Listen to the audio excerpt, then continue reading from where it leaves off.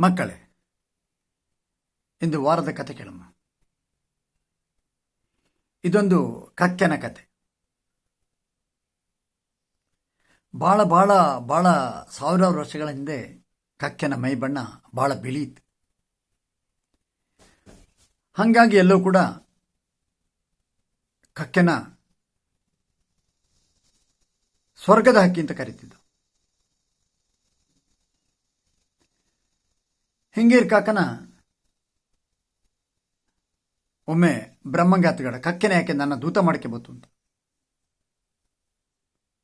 ಅದಕ್ಕೆ ಕಕ್ಕೆನ ಕರೆದು ಕೇಳಿದೆ, ನೀ ನನ್ನ ಸೇವಕ ಹಾಕು, ನನ್ನ ದೂತ ಹಾಕು ಅಂತ. ಕಕ್ಕೆಗೆ ಭಾರಿ ಖುಷಿ ಆಯ್ತು. ಬ್ರಹ್ಮತರೇ ಬಹಳ ಸಣ್ಣ ಸಂಗತಿ ಅಲ್ಲ. ಬ್ರಹ್ಮ 14 ಲೋಕಕ್ಕೆ ಒಡೆಯ. ಸತ್ಯಲೋಕ, ಜನಲೋಕ, ತಪಲೋಕ ಅಂತೇಳಿ ಮೇಲ್ನೇ 7 ಲೋಕಂಗ. ಅತಳ ವಿತಲ ಪಾತಾಳ ಸುರಾತಳ ಕೆಳಗಿನ 7 ಲೋಕಂಗ. ಇದರ ಮಧ್ಯಲಿ ಬಾದು ಭೂಲೋಕ. ಹಾಗಾಗಿ 14 ಲೋಕಗಳಿಗೆ ಬ್ರಹ್ಮ ಒಡೆಯ. ಈ 14 ಲೋಕಕ್ಕೆ ಏನಾದ್ರು ವಿಷಯಗಳ ಮುಟ್ಟಿಸೋಕ್ತಾದ್ರೆ ಇನ್ನು ದೂತಾಗಿ ಕಕ್ಕೆನೇ ಹೋಗು.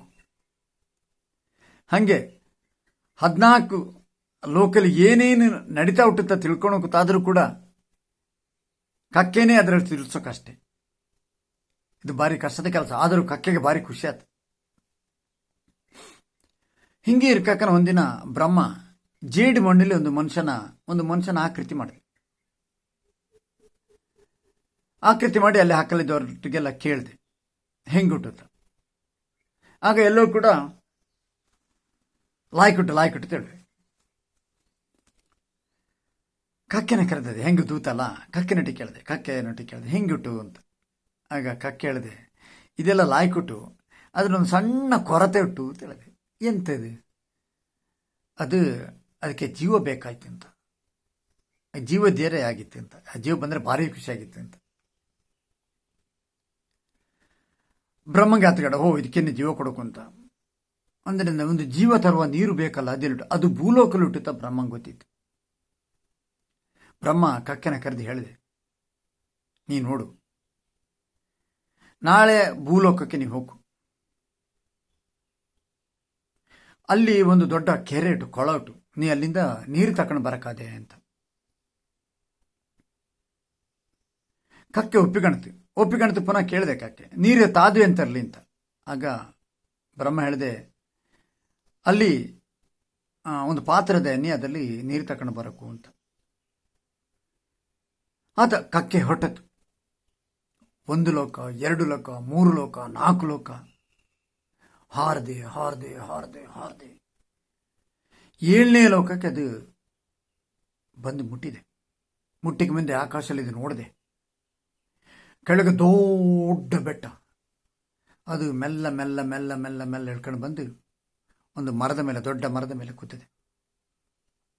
ಕುದ್ದು ಅತ್ತ ಇತ್ತೆಲ್ಲ ನೋಡಿ ಮತ್ತೆ ಪುನಃ ಕೆಳಗೆ ಬಂದದೆ. ಬಾಕಾಕನ ಕೆಳಗೆ ಬಾಕನ ಅದಕ್ಕೆ ಕಂಡದೆ. ದೂರದಲ್ಲಿ ಹಾರಿಕೊಂಡು ಬಾಕನ ಕಂಡದೆ. ದೊಡ್ಡ ಒಂದು ಕೆರೆ ಕಂಡದೆ, ಬಹಳ ದೊಡ್ಡ ನೀರುಗುಂಡಿ. ಅದು ಇಳಿದು ಸೀದಾ ಅದರ ದಡಕ್ಕೆ ಬಂದು, ಆ ಕೆರೆನ ಕರೆಗೆ ಬಂದು ಹೊಟ್ಟೆ ತುಂಬ ನೀರು ಕುಡಿದೆ. ಎಷ್ಟೋ ದಿನ ಹಾರಿತಲ್ಲದೆ ನೀರು ಕುಡಿದೆ. ನೀರು ಕುಡಿದು ಒಂದು ಸ್ವಲ್ಪ ಹೊತ್ತು ಕುದ್ದದೆ. ಅಂದರೆ ಅದಕ್ಕೆ ಭಾರಿ ಬೊಚ್ಚೋಗಿತ್ತು. ಅದರ ಬೊಚ್ಚಿರುತ್ತೆ, ಯಾಕೆ ಸ್ವಲ್ಪ ಹೊತ್ತು ಕುದ್ದು ಅತ್ತ ಇತ್ತ ನೋಡಕಾಕನ ಅಲ್ಲಿಂದ ಪಾತ್ರೆ ಎಸ್ಕೊಂಡಿದ್ದೆ. ಇದು ಹೋಗಿ ಏನು ಮಾಡ್ತಿದ್ದಾರೆ, ಆ ಪಾತ್ರನ ಕೊಕ್ಕುಲಿ ಕಚ್ಚಿ ಹಿಡಿದು ಅದರ ನೀರಿಗೆ ಮುಳುಗಿಸಿದೆ. ಅಂದರೆ ನೀರಿಗೆ ಮುಳುಗಿಸಿ ಪಾತ್ರೆಯಲ್ಲಿ ನೀರು ತುಂಬಿದ ಮೇಲೆ ಅದರ ತೆಗೆದು ಮತ್ತೆ ಪುನಃ ಆಕಾಶಕ್ಕೆ ಹಾರಿ ಹೋದೆ.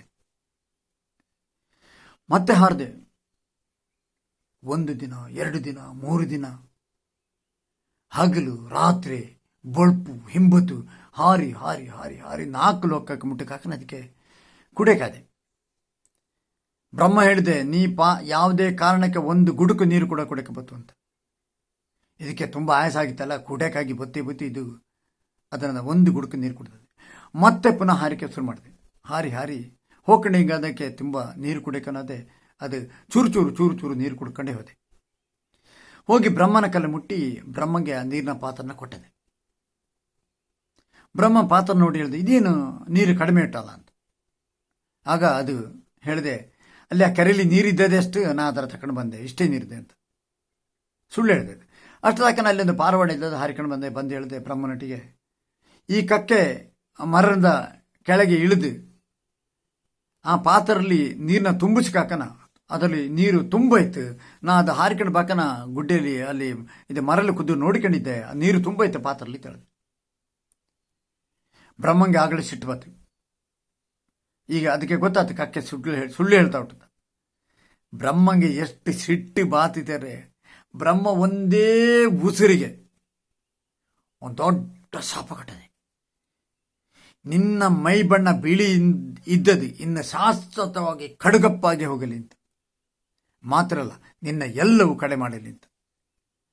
ಮಕ್ಕಳೇ, ಇಲ್ಲಿ ತಿಳ್ಕೊಂಬ ವಿಷಯ ಏನಂತಾರೆ, ನಾವು ಯಾವ ಕೆಲಸನೇ ಮಾಡಲಿ ಅದರ ಪ್ರಾಮಾಣಿಕವಾಗಿ ಮಾಡ್ರೆ, ನಿಷ್ಠೆಯಿಂದ ಮಾಡ್ರೆ ಮಾತ್ರ ಅದಕ್ಕೆ ಯಾಗೋಳು ಸಮಾಜದಲ್ಲಿ ಬೆಲೆ ಇದೆ.